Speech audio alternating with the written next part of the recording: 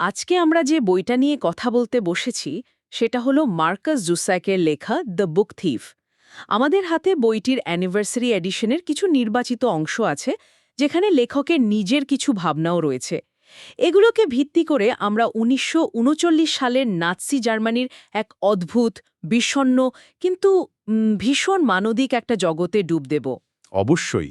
আর এই জগতে ঢোকার রাস্তাটাই তো একদম অন্যরকম। ঠিক, আমাদের আজকের আলোচনার লক্ষ্য কিন্তু শুধু গল্পটা বলা নয়। না, একদমই না। আমরা বরং বোঝার চেষ্টা করব কেন এই গল্পটা লক্ষ লক্ষ পাঠককে এত গভীরভাবে নাড়া দিয়েছে, এর বর্ণনার কৌশল, শব্দের শক্তি আর আর সেই অন্ধকার সময়ে মানুষের ছোট ছোট মানবিক কাজগুলোর পেছনের অর্থটা খোঁজার চেষ্টা করব।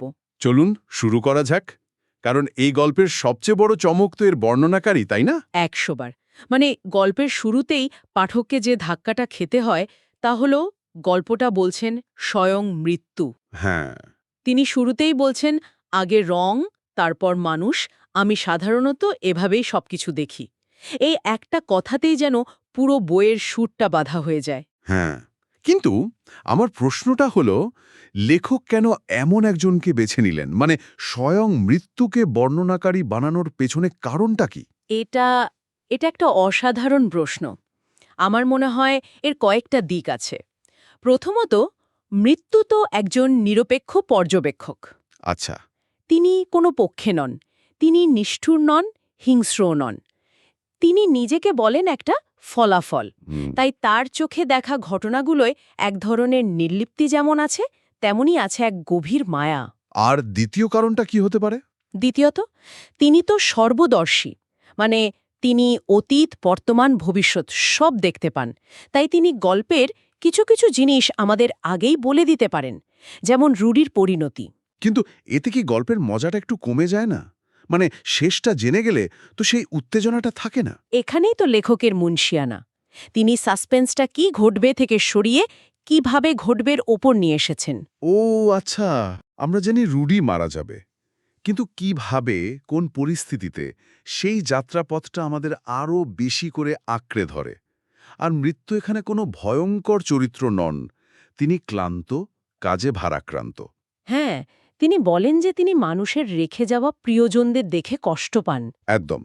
আর এই একঘেয়েমি থেকে মুক্তি পেতে তিনি রং দেখেন, বিশেষ করে চকলেট রঙের আকাশ তার প্রিয়। এই রঙের ব্যাপারটা খুব আকর্ষণীয়। মৃত্যু আমাদের প্রধান চরিত্র লিজেল মেমিঙ্গারকে ৩ বার সামনাসামনি দেখেন, আর প্রতিবারই একটা রঙের কথা বলেন। ঠিক। প্রথমবার সাদা, যখন বরফের মধ্যে লিজেলের ভাইয়ের কবর হচ্ছে। হুম। দ্বিতীয়বার কালো, যখন একটা বিমান ভেঙে পড়ছে। আর শেষবার লাল, যখন লিজেলের রাস্তা হিমেল স্ট্রিট বোমায় ধ্বংস হয়ে যাচ্ছে। এই রঙগুলো আসলে শুধু দৃশ্য বর্ণনা নয়, এগুলো হলো মৃত্যুর আবেগ ধরে রাখার উপায়। আবেগ ধরে রাখার উপায় কিভাবে? আসলে মানুষের আত্মার শেষ মুহূর্তের রংটা দেখেন। সাদা হলো শোক আর শূন্যতার প্রতীক, কালো হলো মৃত্যু আর ধ্বংস, আর লাল লাল হলো সহিংসতা আর রক্ত।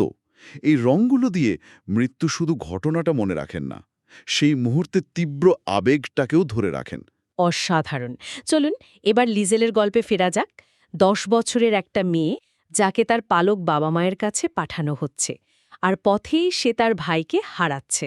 শুরুটাই তো ভয়াবহ এক শোক দিয়ে। আর ঠিক সেই মুহূর্তেই জন্ম হচ্ছে বই চোরের। হ্যাঁ, ভাইয়ের কবরের পাশে বরফ থেকে সে তার জীবনের প্রথম বইটা চুরি করে, দ্য গ্রেভ ডিগার্স হ্যান্ডবুক। মজার ব্যাপার হলো, ও তো তখন পড়তেই জানে না। জানে না, কিন্তু ওই বইটা ওর কাছে শুধু অক্ষর ছিল না, ওটা ছিল ওর হারিয়ে যাওয়া ভাই আর মায়ের সঙ্গে ওর শেষ স্মৃতি, একটা অবলম্বন। আর এই না পড়তে পারা মেয়েটিকেই তো পড়তে শেখান তার পালক বাবা, হান্স হুবারম্যান। আহ, হান্স, রূপালী চোখের অ্যাকর্ডিয়ন বাজানো সেই মানুষটা গল্পের একেবারে নৈতিক কেন্দ্রবিন্দু বলা যায়। গভীর রাতে যখন লিজেল দুঃস্বপ্ন দেখে, বিছানা ভেজাত, হান্স এসে তাকে শান্ত করতেন আর বেসমেন্টের ঠান্ডা দেওয়ালে স্যান্ডপেপার ব্যবহার করে অক্ষর শেখাতেন। দৃশ্যগুলো চোখে ভাসে। খুব শক্তিশালী দৃশ্য, কারণ ওখানে শুধু অক্ষরজ্ঞান দেওয়া হচ্ছিল না, দেওয়া হচ্ছিল বিশ্বাস, ভরসা আর ভালোবাসা। আর তার ঠিক উল্টো চরিত্র হলেন পালক মা রোজা হুবম্যান। হ্যাঁ, মুখে সবসময় গালিগাল, লিজেলকে সাউমেনশ বা নোংরা শুকর বলে ডাকেন। কিন্তু এই কঠোর চেহারার আড়ালেও তো একটা ভালোবাসা ছিল। অবশ্যই ছিল, আর সেই ভালোবাসাটা প্রকাশ পায় যখন ম্যাক্স আসে। তখন আমরা রোজার ভেতরের স্নেহশীল রূপটা দেখতে পাই।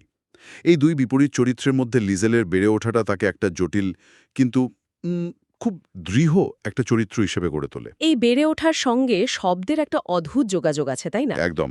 আসলে পুরো বইটার মূল লড়াইটাই তো শব্দের জন্য লড়াই। কিভাবে? একদিকে হিটলারের প্রচারযন্ত্র, তার ভাষণ, তার বই মাইন ক্যাম্প, এগুলো শব্দকে একটা ফাঁকা বিকৃত অস্ত্রে পরিণত করছে। মানুষকে ঘৃণার দিকে ঠেলে দিচ্ছে। ঠিক।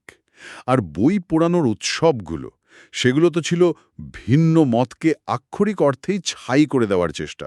আর ঠিক সেই ছাইয়ের স্তূপ থেকে লিজেল তার দ্বিতীয় বইটা চুরি করে, দ্য শোল্ডার শ্রগ। এটা একটা প্রতীকী বিদ্রোহ। সে যেন হিটলারের কাছ থেকে শব্দগুলোকে ফিরিয়ে আনছে। সে শুধু বই চোর নয়, সে শব্দের রক্ষাকর্তা। সে শব্দগুলোকে উদ্ধার করে সেগুলোর আসল মানে ফিরিয়ে দিচ্ছে। হ্যাঁ, সংযোগ, সান্ত্বনা, মানবিকতা। আর এই ব্যাপারটা সবচেয়ে শক্তিশালী হয়ে ওঠে যখন হুবারম্যান পরিবার ম্যাক্স ভ্যান্ডেনবার্গকে আশ্রয় দেয়। ম্যাক্স একজন ইহুদি যুবক, যে কিনা হিটলারের লেখা মাইন ক্যাম্প বইটা হাতে নিয়ে পালিয়ে বেড়াচ্ছে। এর চেয়ে বড় আইরনি আর কি হতে পারে? ভাবা যায়, যে বইটা তার মতো লক্ষ লক্ষ মানুষের নিধনের কথা বলে, সেটাই তাকে রক্ষা করার জন্য একটা আবরণ হিসেবে কাজ করছে। তারপর যা ঘটে তা তো অবিশ্বাস্য। হ্যাঁ, শব্দের এক অসাধারণ রূপান্তর। ম্যাক্স ওই মাইন ক্যাম্পের পাতাগুলোর উপর সাদা রং করে। হিটলারের ঘৃণার শব্দগুলোকে মুছে দেয়, একদম মুছে দিয়ে সেই পাতার ওপরেই লিজেলের জন্য দুটো সুন্দর গল্প লেখে, দ্য স্ট্যান্ডওভার ম্যান আর দ্য ওয়ার্ড শেকার। ঘৃণার শব্দ বন্ধুত্বের শব্দ দিয়ে ঢেকে দেওয়া হলো। ঠিক, যে বইটা ছিল ঘৃণার প্রতীক, সেটাই হয়ে উঠল আশা আর বন্ধুত্বের মাধ্যম। এই একই জিনিস তো আমরা দেখি যখন বোমা হামলা হয়। হ্যাঁ, এয়ার রেড শেল্টারে। সবাই যখন ভয়ে কাঁপছে, বাচ্চারা কাঁদছে, তখন লিজেল সবাইকে বই পড়ে শোনাচ্ছে। তার কণ্ঠের শব্দগুলোই যেন সবার আশ্রয় হয়ে উঠছে। ভেবে দেখুন একবার, একই জার্মান ভাষা যা দিয়ে ফিউরার ঘৃণা ছড়াচ্ছেন, সেই ভাষায় একটা ছোট্ট মেয়ের কণ্ঠে মানুষের মনে শান্তি নিয়ে আসছে। শব্দ এখানে একই সাথে অস্ত্র এবং আশ্রয়। একদম। আর এই বইটা শুধু কষ্ট বা ধ্বংসের গল্প নয়। না, এটা চরম অমানবিকতার মাঝেও ছোট ছোট মানবিকতার গল্প বলে। হান্স হুবারম্যানের চরিত্রটা এর সেরা উদাহরণ। যখন ইহুদিদের পেরেড গড়িয়ে ড্যাকাও কনসেন্ট্রেশন ক্যাম্পের দিকে নিয়ে যাওয়া হচ্ছিল, রাস্তার দুপাশে দাঁড়ানো জার্মানরা হয় মুখ ফিরিয়ে নিচ্ছিল, নয়তো ঘৃণা ছুড়ে দিচ্ছিল। কিন্তু হান্স পারেননি। তিনি জীবনের ঝুঁকি নিয়ে এগিয়ে গিয়ে একজন ক্ষুধার্ত দুর্বল বৃদ্ধকে এক টুকরো রুটি এগিয়ে দেন। এটা ভাবলেই গায়ে কাঁটা দেয়। সামান্য একটা রুটির টুকরো, কিন্তু এর দাম হতে পারত তার নিজের জীবন। ওই একটা ছোট কাজ ছিল মানবতার এক বিশাল প্রকাশ। এর জন্য তাকে নির্মমভাবে চাবুক খেতে হয়, কিন্তু তিনি প্রমাণ করে দেন যে মানুষের মনুষ্যত্ব কেড়ে নেওয়া অতটা সহজ নয়। এই মানবিকতার স্ফুলিঙ্গ আমরা রুডির মধ্যেও দেখি, লিজেলের সবচেয়ে ভালো বন্ধু। হ্যাঁ, রুডি স্টাইনার, সোনালি চুলের সেই দুরন্ত ছেলেটা যে সারাক্ষণ লিজেলের কাছে একটা চুমু চাইত। তার সবচেয়ে বিখ্যাত কাণ্ড ছিল আমেরিকান দৌড়বিদ জেসি ওয়েন্সের মতো হওয়ার জন্য সারা গায়ে চারকোল মেখে দৌড়ানো, যা ছিল নাৎসিদের আর্য শ্রেষ্ঠত্বের ধারণার উপর একটা শিশুসুলভ কিন্তু শক্তিশালী চড়। হ্যাঁ, নিষ্পাপ প্রতিবাদ। রুডির বন্ধুত্ব, হান্সের দয়া, রোজার কঠিন ভালোবাসার আড়ালে লুকিয়ে থাকা স্নেহ, এই ছোট ছোট জিনিসগুলোই প্রমাণ করে যে ঘৃণার নিচেও জার্মানির অন্য একটা রূপ ছিল। যে রাস্তাটার পটভূমিতে গল্পটা, তার নাম হিমেল স্ট্রিট, মানে স্বর্গের রাস্তা। কি বিরাট একটা আইরনি, তাই না? রাস্তাটা ছিল দারিদ্র্য আর ভয়ে ভরা, কিন্তু এই মানুষগুলোর মানবিকতা সেখানে এক অন্যরকম স্বর্গ তৈরি করেছিল। সব মিলিয়ে দ্য বুক থিফ আমাদের এটাই দেখায় যে শব্দ যেমন ধ্বংস করতে পারে, তেমনি সৃষ্টি করতে পারে, সান্ত্বনা দিতে পারে, এমনকি মানুষকে বাঁচাতেও পারে। এটা এমন একটা গল্প যা মৃত্যুর বয়ানে বলা হলেও আসলে জীবনের জয়গান গায়। লেখক তার নোটে একটা কথা বলেছেন। তিনি তার বাবা মায়ের কাছে দ্বিতীয় বিশ্বযুদ্ধের সময়ের জার্মানির গল্প শুনে বড় হয়েছেন।